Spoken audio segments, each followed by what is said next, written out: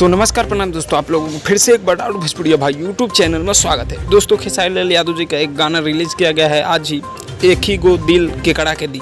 दोस्तों आपको बताते हैं कि ये गाना सुबह रिलीज़ किया गया और यहाँ पे पवन सिंह का भी एक सॉन्ग आया है जिस गाना का नाम है तू हमार देखा। दोस्तों पवन सिंह का गाना नंबर 1 ट्रेंडिंग में चल रहा है। खेसारी लाल यादव जी का भी गाना आम के सवाद नंबर 1 ट्रेंडिंग में म्यूजिक सेक्शन में चल रहा है। दोस्तों आपको बता दें कि ये दोनों गाना में से आपको कौन सा गाना अच्छा लगा है नीचे कमेंट बॉक्स में जरूर बताइएगा। उससे पहले मेरा नाम सूरज पासवान है, आप लोग देख रहे हैं डाउट भोजपुरिया भाई। दोस्तों आपको बता दें कि ये गाना आज ही रिलीज किया गया है खेसारी लाल यादव जी का, जो गाना बहुत ही कमाल का है और पवन सिंह का गाना जो है अभी तक 5 मिलियन से ज़्यादा व्यूज क्रॉस कर चुका है। दोस्तों मिलते हैं आप सभी से जल्दी नेक्स्ट वीडियो में, तब तक के लिए जय हिंद जय भोजपुरी।